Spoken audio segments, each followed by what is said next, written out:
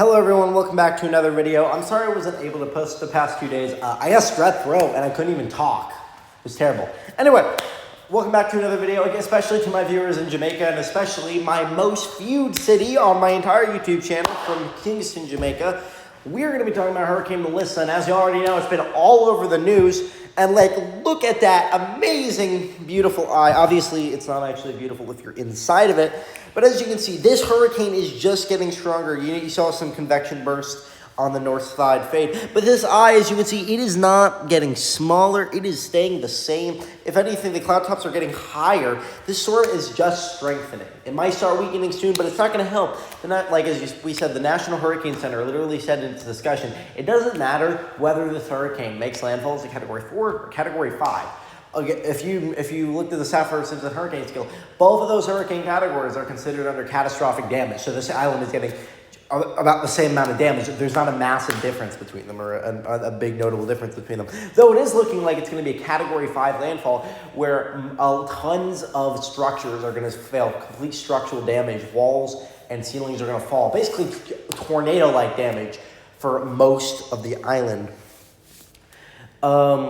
Winds are currently up to 175 miles an hour, and it's just terrible. Gusts are up to 200 in the center. Gusts are up to 200 miles an hour. We could be seeing wind gusts of over 200 miles an hour on this island. I won't be looking at models too much in this video because it's literally about to make landfall. Models aren't going to tell us anything we don't really already know. But yeah, complete devastation for a lot of the island. The entire island is probably getting major hurricane force winds. That's pretty much guaranteed. And a lot of the island, again, could potentially Category 5 winds. And honestly, it's likely. Originally we were expecting this to already be weakening a little more before hitting the island. It doesn't look like it's going to weaken that much. It's going to weaken quickly over the island once you actually get to it. But by that point, you see it's a pretty big eye wall. I mean, most of the island is already going to be getting hit. But yeah. And another feat by this hurricane is it does have the driest eye ever of any hurricane in the entire world. I said universe. I don't know why I said that. But yeah, as you see, 10 to 11% of the atmosphere's mass is missing from the middle, which basically just means it's really dry. I mean, I don't think Facebook is going to let me say. Oh, it is. Yeah, so there's a hot, dry pillar in the middle of the storm. It's the driest storm ever, and as you can see, it's an absolutely beautiful eye. I mean, you saw it in the satellite imagery. It is a beautiful eye. There's no moisture in it. But that also means it's a very strong eye wall. So, yeah, as we can see here, let's go back to this. We see winds are up to 175 miles an hour. A new advisory comes out in 20 minutes. I will make a post if I expected that it could be 180 miles an hour. I mean, if it's 185 or 190, I'll make a post. So there is, again, we didn't expect this to become 175. Last night we were expecting like 160. So it is very possible that this could rapidly strengthen to 190 miles an hour, the strongest hurricane ever in the Atlantic, or it'd be tied to it. It's very possible. But it's going to be just an absolutely terrible situation to be in. So let's go to the key messages here. Do not venture out of your safe shelter. Catastrophic, life-threatening flash flooding. Numerous landslides are likely today through Tuesday. Catastrophic winds in the eye wall. Total structural failure, especially in higher elevations. Long-lasting power and communication outages. Isolated communities. Life-threatening storm surges and waves through Tuesday. I mean, we're expecting a landfall around 8 a.m. Eastern time tomorrow. It's going to be the worst of it.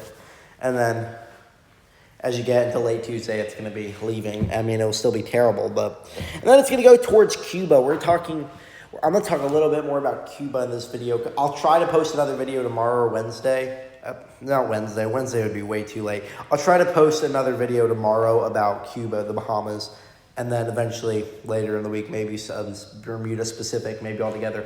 We'll see. But I'll try to post a Cuba and Bahamas video tomorrow. But I'll talk about it briefly just in case something goes wrong, and then Bermuda video probably later in the week or combined with that. But yeah, so numerous power outages as we go to the rainfall potential. I mean, rainfall of up to 30 inches for Jamaica, even part of Cuba into the Bahamas. So that's going to cause a lot of landslides. As you know, on top of the mountainous terrain, what happens is the rain, it goes on, it just falls downhill. As you know, it goes downhill on these mountains, and that brings a lot of dirt and and causes landslides and rocks, obviously. Now, the problem with this is these are third world countries, y'all. I don't know if the Bahamas is a third world country. It might be a first world, but I really doubt it because it's an island nation. My point is, the infrastructure in these countries is not exactly like the United States. I mean, this would absolutely devastate the United States as well. I mean, total structural damage and stuff. But the damage indicators we use for the Saffir-Simpson hurricane scale, a lot of the times use stronger damage indicators. Kind of like the EF scale. It's why we should have had more EF5 tornadoes. It's why the wind and damage ratings aren't consistent with each other, like in El Reno, where there was winds of EF5, but it was only rated in EF3. But that's completely off topic. Basically, the point is, no matter what, this entire island is screwed, respectfully. I mean, you're not going to screw it. It's not screwed as in you're going to die. I mean, more than likely, if you're taking shelter and you're not directly on the coast, you are going to survive this. It's not going to be a pleasant experience. It's going to be a little scary. But I will say, even with structural damage, if you're in the interior and you're not on the freaking beach where you shouldn't be, because there's going to be like 13 feet of storm surge, you'll be good. And also stay at lower elevations, because at the higher elevations, the winds increase. But hey, you stay in a more sheltered area, more centered, there's more land around you, more land friction, and more than likely, especially if you're inland, like I said, your house is not going to collapse. Don't worry. Well, obviously worry, but I would say you're fine in the way of your life being protected. Now, obviously, what I'm saying about the island being screwed is the amount of structural damage that's going to occur. These power lines, it's not the best infrastructure in the world. I mean, I think there's like one city, might be Kingston, where there's some pretty nice buildings, I'm not going to lie.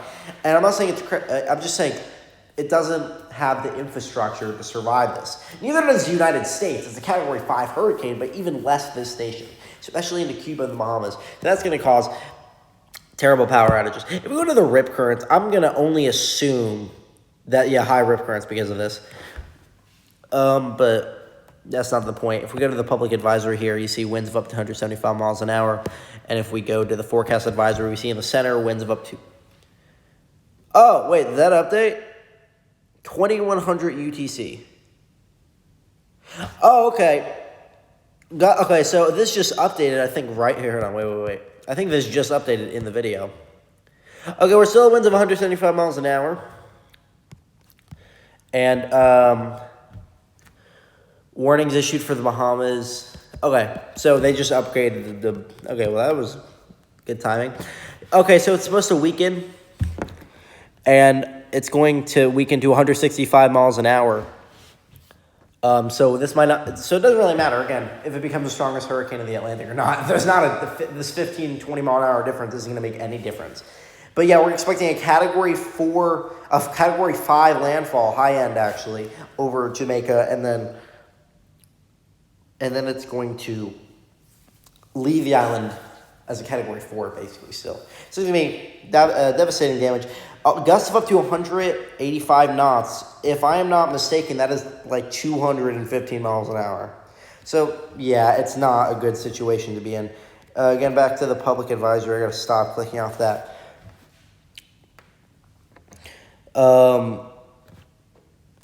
Hurricane force winds up to 30 miles, and that's already enough to knock out power widespread. So we're expecting up to 25 inches of rain for parts of Cuba, up to 40 inches in Jamaica. And do we have a storm surge thing? Okay, up to 19 feet of storm surge in Jamaica.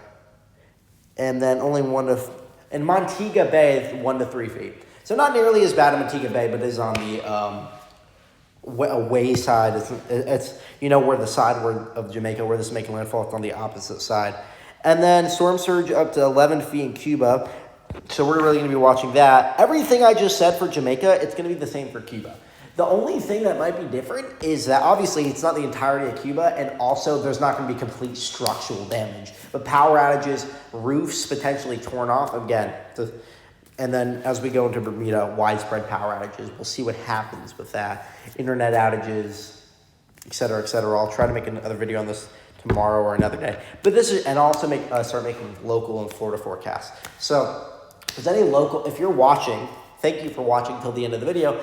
And I'm going to reward that by saying if there's any specific cities or just states or countries you want me to do a local forecast on, I will absolutely do it. I will absolutely do it. just please don't ask it for about 5 months in advance. I'll do it in 5 months, but I can't make a forecast for 5 months out, obviously. Any video recommendations, please tell me. I love to honor y'all's recommendations. But yeah, anyway, stay safe. If you're in Jamaica, stay calm. Make sure you're prepared. You'll get through this. Just please don't be on the beach because, again, storm surge. Maybe try to get to the far side of the island and also just inland. And try to stay at lower elevations. If you have to go to someone else's house, if your house is high in elevation, please go to someone else's house because your elevation here can make a big difference. Now, obviously, don't be far down in elevation to where you're going to be susceptible to the storm surge, like right up on the beach, but don't be up in the mountains. But anyway, without further ado, that's going to